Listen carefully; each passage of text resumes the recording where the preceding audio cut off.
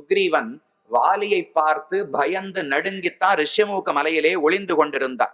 திடீர்னு ஒரு நாள் கிஷ்கிந்தை துவாரத்துக்கு வந்து வாலி சண்டைக்கு வான்னு கூப்பிட்டார். வாலிக்கு புரியவே இல்லை. நேத்தி வரைக்கும் பயந்தவன் இன்னைக்கு எப்படி தைரியம் வந்தது? பக்கத்துல தாரைன்னு மனைவி இருந்தால், அவ பெரிய ஞானி. அவ வந்து சொல்றா, இல்ல வாலி, அவன் தனியாக வரவில்லை. நான் அப்படி ஒற்றர்களிடத்துல எல்லாம் பேசி பார்த்தேன். யாரோ 2 வீரர்கள் இந்த காட்டுக்குள்ள வந்திருக்கிறார்களாம். அவர்களுக்கும் இவனுக்கும் நட்பு ஏற்பட்டிருக்கிறதுன்னு கேள்விப்பட்டேன். அந்த தைரியம் தான் சுக்ரீவன் வருகிறான். தனியா இருந்தா நேத்தி வரைக்கும் உயிருக்கு பயந்து ஒளிந்து கொண்டிருந்தவன் திடீரென்று வந்து சண்டைக்கு வருவானா? அப்ப யாருடைய பலமோ அவனுக்கு சேர்ந்திருக்கிறதுன்னு தார சொல்றா.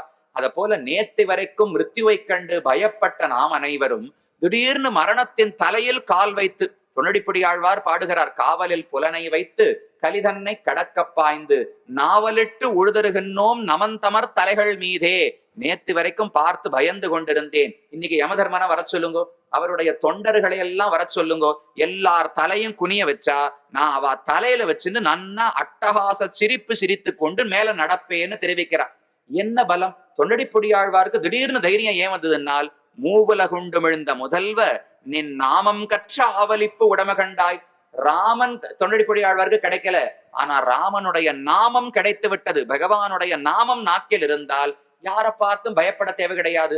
பாபங்கள் அனைத்தும் விலகிவிடப் போகின்றன. பாபம் இருந்தால் தானே மரணத்துக்கு பயப்படணும். பக்தனுக்கு வாயில நாமம் இருக்கு. நாமம் சொன்னா பாபம் விலகும். பாபம் விலகினா மரணத்தை பார்த்து பயம் கிடையாது.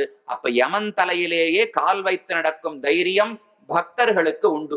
சரி, பக்தர்களாக இல்லை, உலகத்துல சாதாரணமா ஒருவன் இருந்தால் அவன் எப்படிப்பட்டவன்? பரிவயசே பசூனிவ கிரா விபுதானபிதான். பெரிய ஞானி, உலகத்துல எத்தனையோ பட்டப்படிப்புகள் படிச்சிருக்கலாம். ஆனா சம்சாரத்துல என்ன நிலை? ஒரு விலங்கு, ஆடு மாடு ஏதோ ஒண்ணுத்த நன்னா கழுத்துல கயத்தை கட்டி இழுத்துன்னு வந்தா அதுக்கு எவ்வளவு பெருமை உண்டோ, அதை போலத்தான் உலகத்தில் மற்றவர்கள் வாழுகிறார்கள். கை கட்டப்பட்டுள்ளது, கழுத்து கட்டப்பட்டுள்ளது, கண்ணு கட்டப்பட்டுள்ளது. ஏதோ ஒரு இலக்கு, இன்பம் நினைத்து கொண்டு உலகத்தில் வாழுகிறார்களே தவிர, பசுநிவ விலங்குகளுக்கு இருக்கும் வாழ்க்கைதான் பக்தர்களாக இல்லாதவர்களுக்கு. உண்மையில் எவன் பக்தனோ அவன்தான் உலகத்தையே புனிதமாக்குகிறாராம். அவர் மட்டும் மோட்சம் அடைவதோடு பெருமை கிடையாது. ஒரு பக்தனுடைய திருவடி நம் இல்லத்தில் பட்டதென்றால், ஒரு பக்தனுடைய சேர்க்கை நமக்கு கிடைத்ததென்றால், அவர்கள் நம்மையே புனிதமாக்குகிறார்களாம். புண்ணியௌக பஞ்ஞாபனாகான்னு தேசிகன் தெரிவிக்கிறார். தசாவதார ஸ்தோத்திரம்னு ஒரு ஸ்தோத்திரம் பாடினார். அதுல கடைசியில சொல்றார், பகவானுடைய 10 அவதாரங்களையும் யாரெல்லாம் பாடுகிறார்களோ அவர்கள் பிரத்யகம் ஜல்பந்த புருஷா புனந்தி புவனம் புண்ணியௌக பஞ்ஞாபனாக. இத பாடுபவன் எந்த ஊர்ல இருக்கிறானோ அந்த ஊரிலேயே பாபங்கள் சேராது. இவனுடைய பெருமையால எல்லா இடத்திலும் புண்ணியத்தை, புனிதத்தன்மையை பரப்புகிறான். புண்ணியௌக பஞ்ஞாபனாக. அவர் ஒரு கடை வச்சு வியாபாரம் பண்றாராம். என்ன வியாபாரம்னா புண்ணியத்தை வியாபாரம் பண்ணிட்டு இருக்காராம். பகவானுடைய பெருமைகளை, தசாவதாரத்தை பாட பாட இவர்கிட்ட புண்ணியம் நிறைய சேர்ந்துட்டே போறது. அந்த புண்ணியத்தை நீ கொஞ்சம் வச்சுக்கோ, நீ கொஞ்சம் வச்சுக்கோ, நீ கொஞ்சம் வச்சுக்கோன்னு உலகத்தில் பரப்பி அனைவரையும் புனிதமாக்குகிறார்கள்.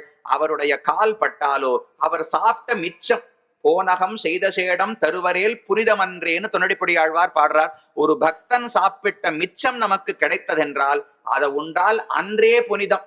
கங்கையில போய் நீராடினா புனிதத்தன்மை கிடைக்கும். பகவானுடைய ஸ்ரீபாத தீர்த்தம் என்பதாலே ஒரு பக்தனுடைய மிச்சம் அவன் ஸ்ரீபாத தீர்த்தம் கிடைத்தாலும் அதற்கும் அதே பெருமை உண்டு. அப்ப புனிதத்தன்மை அடைய வேண்டும், உயர வேண்டும் என்றால் பகவானை மட்டும் வணங்கினால் போராது, அவனுடைய பக்தர்களோடு சேர்க்கை இருக்க வேண்டும் என்று ஒரு ஸ்லோகத்துல தெரிவித்தார். அடுத்து ஒரு இடத்துல சொல்றார், நிருஷு தவ மாயையா பிரமமீஷ் அவகத்திய பிருஷம் त्वयि सुधियो अभवे ददति भावम अनुप्रभवम कथम अनुवर्ततां भवभयं तव यद् भृकुटिः सृजति मुहुः त्रिणेमिहि अभवच्चरणेषु भयம். பகவானோடு சேர்ந்திருந்தோம் என்றால் இந்த சம்சாரத்துல பயப்படவே தேவை கிடையாது. பயம் என்றால் என்ன? நாளைக்கு ஒரு துக்கம் வருமோ என்று எதிர்பார்த்து வருத்தப்படுகிறோம். அதுக்குதான் பயம்னு பெயர். நாளைக்கு வரப்போற துக்கம் தான் நம்மளை துன்புறுத்தாதே. கண்ணன் கீதையில என்ன சொன்னார்? சுகதுக்கே சமே கிருத்வா லாபாலாபௌ ஜயாஜயௌ ததோ யுத்தாய யுஜ்யஸ்வ. யுத்தம் பண்ணும் போது வெற்றியா தோல்வியா கவலைப்படாத, இன்பமா துன்பமா கவலைப்படாத, வெயிலா குளிரா கவலைப்படாதே, எல்லாத்தையும் சமமா பார். சமமாக பார்த்து உன் கடமையை செய்து கொண்டிருந்தால் உனக்கு நற்கதி கிடைக்க போகிறது. இந்த புரிதல் ஒருவனுக்கு வந்து விட்டால் இதை பார்த்தும் பயப்படவே வேண்டாமே. நாளைக்கு என்னுடைய ஜீவாத்மாவை யாராவது கொன்று விடுவார்களோ, பயப்படவே வேண்டாம், ஜீவாத்மாவை யாரும் நினைச்சாலும் அழிக்க முடியாது. இந்த உடலை அழித்து விடுவார்களோ? இல்லாட்டாலும் உடம்பு அழியத்தான் போறது. எல்லாம் ரட்சித்து வைத்துக் கொண்டிருந்தா மட்டும் 100, 200, 400ன்னு வாழ போறோமான்னு? ஒரு நாள் இந்த உடம்பு அழியத்தான் போறது. அதுல என்ன வேடிக்கை என்றால், புறம் சுவர் ஓட்டை மாடம் புரளும் போது அறிய மாட்டீர்னு ஆழ்வார் பாடினார். நாம திட்டம் போடுறோம், இப்ப எனக்கு வயசு 30 ஆறுது, இப்பதான் வேலை பார்க்க ஆரம்பிச்சிருக்கேன், அடுத்து 30 வருஷம் இன்னும் வேலை பார்க்கலாம், இப்ப சம்பளம் 1,00,000, அடுத்த வருஷம் 1.25, அப்புறம் 1.5, அப்புறம் 1.25, அப்புறம் 2, இத்தனை வருஷத்துல இவ்வளவு சதவீதம் வளர்ந்துட்டே போகும். அப்ப இந்த வருஷம் மாசம் 30,000 ரூபாய் வங்கியில போடுறேன், அடுத்த வருஷம் 40,000 ரூபாய் போடுறேன், அடுத்த வருஷம் 50,000 ரூபாய் போடுறேன், 60 வயசாச்சு இவ்வளவு லட்சம் சேர்ந்து இருக்கும். அதை வச்சுன்னு இந்த இடத்துல ஒரு வீடு வாங்கி ஆனந்தமா மனைவி மக்களோடு இருந்து 90 வயசு வரைக்கும் வாழப்போகிறேன். திட்டமெல்லாம் போட்டார், கையெழுத்து போட்டார். அடுத்த நாள் பிராணன் போயிடுச்சு. இவர் திட்டம் போட்டது 40 வருஷத்துக்கு திட்டம் போட்டா, வேடிக்கை என்னவென்றால் இந்த உடம்பு என்னைக்கு விழும்னே நமக்கு தெரியாது, அவ்வளவு அதிருடமானது. பொதுவா உலகத்துல மத்த பொருட்கள், இப்ப மின்னல் இருக்கும் இல்லையா, நிலையற்ற பொருள்னு உலகத்துல எதை சொல்லுவோம்? மின்னல் தான். வந்தா ஒரு க்ஷணம் இருக்கும், உடனே அழிஞ்சு போயிட போறதுன்னு தெரியும். ஆழ்வார் சொன்னார், அதுவே தேவல, மின்னலாவது பார்த்தால் அடுத்த க்ஷணம் இருக்காதுன்னு நம்பிக்கையோடு சொல்லலாம். இந்த உடம்புக்கு அந்த நம்பிக்கை கூட கிடையாது. 10 நாள் இருக்குமா, 10 வினாடி இருக்குமா, 10 வருஷம் இருக்குமான்னு என்னைக்குமே சொல்ல முடியாது. அது எவ்வளவு நிலையற்ற தன்மை. ஆனா இந்த உடம்பை வச்சு நாம திட்டம் மட்டும் அடுத்த 40 வருஷத்துக்கு போடுறோம். அதை பார்த்தாதான் பகவானுக்கு சிரிப்பா இருக்கும். இந்த ஜீவாத்மா இன்னும் புரிந்து கொள்ளவில்லையே, சம்சாரமே நிலையற்றது, வாழ்க்கையும் நிலையற்றது. ஆனா திட்டம் மட்டும் நன்னா போடுறானேன்னு அவர் வைகுந்தத்துல இருந்து நம்மளெல்லாம் பார்த்து சிரிச்சுட்டு இருப்பார். அந்த சிரிப்பு நல்ல சிரிப்பே கிடையாது. பிரகலாதனை போல ஒருவன் பக்தனாக இருந்து அதை பார்த்து பகவான் சிரித்தால் நாம ஆனந்தப்படலாம். துருவனை போல நாம தவ வலிமை இருந்து அதை பார்த்து பகவான் சிரித்தா ஆனந்தப்படலாம். நாம ஏதோ அசட்டுத்தனமா பண்றதை பார்த்து சிரிச்சா கேலி பண்ணி சிரிக்கிறார்னு அர்த்தம். அது நல்ல சிரிப்பே கிடையாது. அப்ப அந்த அளவுக்கு பக்தியை வளர்த்து கொள்ள வேண்டும். அதற்கு பயமில்லாமல் இருக்க வேண்டும் என்றால் பகவானுடைய திருவடிகளை பற்ற வேண்டும். பற்றாதவரை பயம்தான் இந்த சம்சாரத்திலே நமக்கு ஏற்படும் என்று தெரிவித்தார். பல ஸ்லோகங்கள், ஒரு 2 ஸ்லோகங்களை மட்டும் பார்க்கலாம். புவி புரு புண்ணிய தீர்த்த சதனானி ரிஷயோ விமதாக தவுத பவத் பதாம்புஜ ஹிருதஹ அக பிதங்கிரி ஜலாஹ தததி சகிருன்மனஸ்த்வயி ஆத்மனி நித்ய சுகே ந புனருபாசதே புருஷ சாரச ஹராவசதான் என்று தெரிவிக்கிறார். பெரியோர்கள் எப்படி பகவானோடு தொடர்பில் இருக்கிறார்கள்? அவரை நினைத்து கொண்டே இருந்தால் பயம் இருக்காது, அவரை மறந்தால் பயம்னு முன்னாடி ஸ்லோகத்துல சொன்னாரோ இல்லையோ. எப்படி நினைத்து கொண்டே இருப்பது? வீட்டிலேயே உட்கார்ந்து நினைச்சுட்டே இருக்கணுமா? எப்படி சாத்தியம்னு நமக்கு தோணும். அதுக்கு வழி சொல்றார். வீட்டிலேயே அமர்ந்து தியானிக்க கூடிய திறமை நமக்கு கிடையாது. வெவ்வேறு இடங்களுக்கு பகவானோடு தொடர்பு பட்ட புண்ணிய கஷேத்திரங்கள்னு சொல்றோம் இல்லையோ, புண்ணிய தீர்த்தங்கள், புண்ணிய கஷேத்திரங்கள். பகவான் இந்த ஊரில் எங்கு பார்த்தாலும் பிறந்திருக்கிறார். ஒரு பிருந்தாவனம்னு போனோம்னா அங்குலம் அங்குலமா திருவடிபட நடந்திருக்கிறார். கோவர்தனம் இன்னும் இருக்கு, யமுனை இன்னும் இருக்கிறாள், கோகுலம் இருக்கிறது, பிருந்தாவனம் இருக்கிறது, அயோத்தி இருக்கிறது, நாசிக் பஞ்சவட்டி இருக்கு, திருப்புல்லானி இருக்கு. பகவான் கால்பட்டு நடந்த இடங்கள் இத்தனை கஷேத்திரங்கள் இருக்கின்றனவே. அங்கு போய் போய் பகவானை தரிசித்து நினைத்துப்பார். வீட்டிலேயே இருந்து ராமனை நினைக்கணும்னு சொன்னா நம்மால முடியாது. அவரோடு தொடர்புபட்ட இடங்கள், புண்ணிய கஷேத்திரங்களுக்கு போகணும். ரிஷிகள் எல்லாரும் பல இடங்கள்ல பார்க்கலாம். மகாபாரதத்திலேயே யுதிஷ்டிரன் பல ஆண்டுகள் வனவாசம் இருந்தாரோ இல்லையோ, இருக்கும்போது அநேகமா பல ரிஷிகளோடு வந்து பேசிக்கொண்டே இருப்பார். அவர்கள் எல்லாரும் சொல்றது என்ன? இப்பதான் பிரபாசத்துக்கு போயிட்டு வந்தேன், இப்பதான் புஷ்கரத்துக்கு போயிட்டு வந்தேன், இப்பதான் நைமிஷாரண்யத்துக்கு போயிட்டு வந்தேன். ஏதோ ஒரு புண்ணிய கஷேத்திரம். ரிஷிகள்னு சொன்னா காட்டிலிருந்து தவம் செய்து கொண்டு தியானம் தானே பண்ணணும்னால் அதை மட்டும் ஒரு மனிதனால பண்ணவே முடியாது. 24 மணி நேரம் 365 நாள் தியானம் ஒருத்தராலையும் பண்ண முடியாது. அது கூட எதையாவது சேர்க்க வேண்டும். எதை சேர்க்கலாம்னால் பகவானோடு தொடர்புபட்ட திருத்தலங்கள், கஷேத்திரங்கள், கோவில்கள், அங்கெல்லாம் போய் பகவானை சேவித்து கொண்டே இருந்தால் அதுதான் இன்னும் புத்துணர்ச்சியை கொடுக்கும். கண்ண மூடிண்டு தியானம் பண்ணணும்னா ஒரு புத்துணர்ச்சியே நமக்கு இருக்காது. வெளியிலிருந்து உள்ளுக்குள்ள புத்துணர்ச்சியை ஏத்திக்கணும். அவர் இருந்த இடங்கள், அவர் இருந்த தலங்களுக்கு போய் தொடர்பு ஏற்பட்டால் உள்ளுக்குள்ள மனசுல தைரியம் வரும். அதோடு தியானம் செய்தால்தான் அவர் திருவடிகளை அடைய முடியும். அவருக்கு பெருமை என்னவென்றால், அவர் திருவடிகள் நம்முடைய பாபங்களை எல்லாம் போக்குமா? அவரிடத்துல பக்தியோடு ஒருவன் இருந்தான் என்றால் பகவான் தனக்கு நிகரான பெருமையை அந்த பக்தனுக்கு கொடுக்கிறாராம். அவனுடைய திருவடி பட்டாலும் உலகம் புனிதமடையும்னு தெரிவிக்கிறார். பகவான் திருவடி நம்ம புனிதமாக்கும், பக்தனுடைய திருவடியும் புனிதமாக்குகிறதோ இல்லையோ. எப்படி இது சாத்தியம்னால் பக்தனை தனக்கு நிகராக பகவான் உயர்த்தி விடுகிறார். இதை யாருமே பண்ண மாட்டா. தலைவன் தலைவனாவே இருக்கணும், தொண்டன் தொண்டனாவே இருக்கணும். இதுதான் உலகத்துல நடக்கும். பகவானிடத்துல மட்டும் அது அவருக்கு பிடிக்கவே பிடிக்காது. ஒரே ஒரு பாட்டு திருஷ்டாந்தம்: வாரணமாயிரம் சூழவலம் செய்து நாரணன் நம்பி நடக்கின்றான் என்று ஆழ்வ திருப்பாவே நாச்சியா திருமொழியில ஆண்டாள் பாடுறாளோ இல்லையோ. கல்யாணத்துக்கு கண்ணன் வருகிறார். மாப்பிள்ளை வரும்போது ஜானவாசத்துக்கு வரார். வரச்சே அவர் மட்டும்தான் தேர்ல வருவார், அவர் மட்டும்தான் குதிரை பேர்ல வருவார், யானை பேர்ல வருவார். கூட இருக்கிற தோழர்களுக்கெல்லாம் வண்டி வாங்கி கொடுத்து அவரையும் தேர்ல ஏத்துவாளான்னு இப்படி எல்லாம் உலகத்துல பார்த்ததே கிடையாது. ஆனா கண்ணன் வரும்போது வாரணம் 1000 சூழன்னு ஆண்டாள் தெரிவிக்கிறாள். கண்ணன் யானை பேர்ல வந்ததோடு மட்டுமல்ல, சுத்தி 1000 யானைகளை கண்ணன் அழைத்து கொண்டு வந்தாராம். எதுக்குன்னால் கண்ணனுக்கு 1000 இடையர்கள் நண்பர்கள். அந்த இடையர்களை தரையில நடக்க வச்சு தான் மட்டும் யானை மேர்ல வர்றது கண்ணனுக்கு பிடிக்காதான். எனக்கு என்ன மரியாதையோ சமமான மரியாதை என் நண்பர்களுக்கு இருக்கணும், என் பக்தர்களுக்கு இருக்கணும். இப்ப எனக்கு யானையா 1000 பேருக்கு ரொம்ப மாப்பிள்ளை நிறைய கேட்பார் போல் இருக்கு. தனக்கு யானை கொடுத்தா போராது, ஒவ்வொருத்தருக்கும் யானை கொடுக்கணும். வசுதேவருடைய சொத்து 1000 யானைகள் பேரிலே கண்ணன் வந்தான். அப்ப கருத்து என்ன? தனக்கு என்ன பெருமை இருக்கிறதோ தன்னுடைய பக்தர்களுக்கு அதே அந்தஸ்த பகவான் கொடுக்கிறார். அப்ப அவர் திருவடிகள் நம் தலையில் பட்டால் புனிதத்தன்மை, அவருடைய பக்தர்கள் திருவடிகள் தலையில் பட்டாலும் புனிதத்தன்மை. அவ்வளவு பெருமை உண்டு. அடுத்தது சொன்னார், ஆச்சாரியனை மட்டும் விட்டுடவே கூடாது. எவ்வளவு உயர்ந்து விட்டாலும் ஆச்சாரியனை விட்டு விட்டு பகவானை ஒருவன் பற்ற முயன்றால் அவனுக்கு ஒரு நாளும் பகவானை அடைய முடியாது. வியசன சதான்விதாக சமவகாய குரோச்சரணம் வணிஜ இவ ஆஜஹா சந்தி அகிருத கர்ணதரா ஜலதௌ. ஒருவன் ஆச்சாரியனை விட்டு விட்டு நான் நேர பகவானை பற்றுகிறேன் என்று முயற்சித்தால் அது எதை போல தெரியுமா? ஒரு வணிகர் கப்பலில் ஏறி தாண்டி ரொம்ப தூரம் போய் வணிகம் செய்ய வேண்டும்னு புறப்பட்டு விட்டார். ஆனா ஒரே ஒரு தப்பு பண்ணிட்டார். இந்த கப்பலை ஓட்ட வேண்டியவரை மட்டும் கரையிலேயே விட்டுட்டு கடலுக்கு வந்துட்டாராம். அத போலத்தான் இது இருக்கு. உன்னை அழைத்து கொண்டு பகவானை நோக்கி செல்ல வேண்டியவரே ஆச்சாரியன் தான், அவருக்குத்தான் வழி தெரியும். நாம வணிகர்கள், எனக்கு வழி தெரியாது, பொருள் மட்டும் எங்கிட்ட இருக்கு. இந்த ஆத்மாவை போய் பகவான் இடத்துல சமர்ப்பிக்கணும்.